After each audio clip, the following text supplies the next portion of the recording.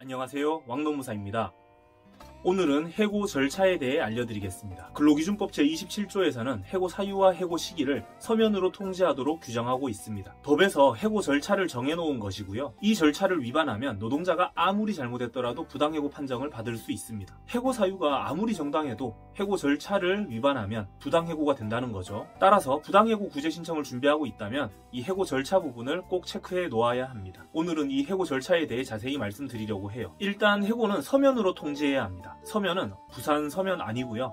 조금 전에 국어사전에 검색해보니 글씨를 쓴 지면이라고 나옵니다. 그러니까 A4 용지든 뭐든 종이에 써서 주라는 거죠. 하지만 과거부터 이메일로 한 해고 통보도 해고 서면 통지 위반은 아니다, 이렇게 본 판례가 있었어요. 근로기준법 제27조를 엄격하게 해석하면 서면이란 글씨를 쓴 지면이니까 이메일은 종이도 아니고 지면도 아니잖아요. 그래서 부당해고가 나왔어야 되는데 그 정도면 해고 서면 통지한 것과 다름없다, 이런 식으로 봐준 거죠. 그래서 과거부터 그런 판례가 있었는데 심지어 최근에는 카카오톡 메시지로 한 해고 통보도 고등법원에서는 유효한 해고 서면 통지다, 이렇게 보기도 했습니다. 따라서 이제 해고 통지서를 꼭 종이로 주지 않더라도 해고 사유와 해고 시기가 명확하게 기재되어 있으면, 그리고 노동자가 수신하여 내용을 확인할 수 있었다면 무조건 부당해고가 되는 것은 아닙니다. 예전이랑 느낌이 많이 달라졌죠.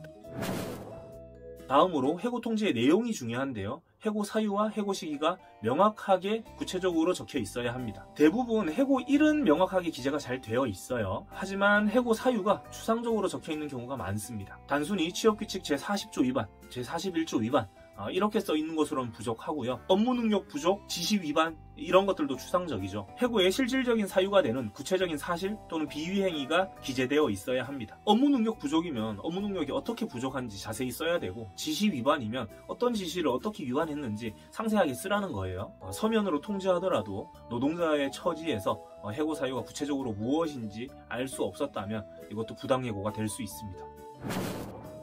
이렇게 해고 통지는 해고 사유와 해고 시기를 명확히 기재해서 서면으로 통지해야 하는데요. 그냥 구두로 해고 통보하는 경우도 정말 많습니다. 어라? 구두로 해고 통보하면 무조건 부당해고인데 좋은 거 아닌가? 이렇게 생각하실 수도 있는데요. 잘 몰라서 구두로 해고 통보하는 사업주한테는 정말 이게 노동자한테 유리할 수도 있습니다. 하지만 해고가 아니라 권고사직으로 몰아가려고 구두로 퇴사를 종용하는 사업주들도 있어요. 따라서 서면으로 해고 통지를 받지 않았으면 항상 권고사직과 해고의 구분을 정확히 이해하시고 녹음 등 증거를 잘 확보해둘 필요가 있습니다. 해고 통지를 서면으로 받는 것과 구두로 받는 것, 장단점이 있어요. 사업주가 잘 모르는 거예요. 해고 서면 통지 이런 거 잘 몰라서 그냥 막무가내로 해고하는 경우죠. 당신 내일부터 해고니까 나오지 마세요. 당신이 일하고 싶어도 못합니다. 이제 해고입니다.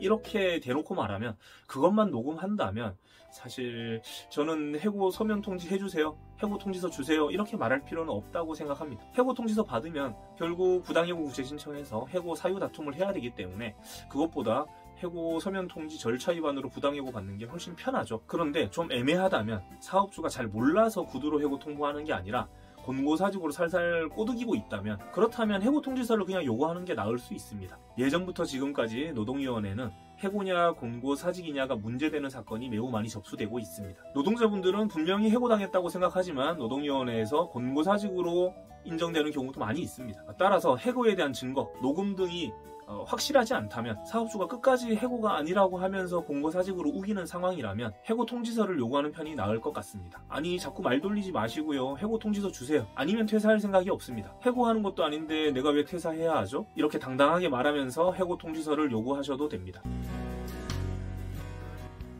다음으로 근로기준법 제27조 해고의 서면 통지 말고도 해고의 절차가 더 있을 수 있습니다. 법에서 정하는 것은 해고의 서면 통지밖에 없지만 근로계약서나 취업규칙, 단체협약 등에서 해고 절차를 별도로 규정하고 있다면 그 절차를 반드시 지켜야 합니다. 징계위원회는 5인으로 구성하고 징계위원회 개최 7일 전에 통보를 해야 한다, 이런 식의 규정이 있는 회사도 많죠. 이런 규정들이 있는데 싹 무시하고 그냥 냅다 징계위원회 개최해서 징계해버렸다, 이러면 부당해고 나올 수 있습니다.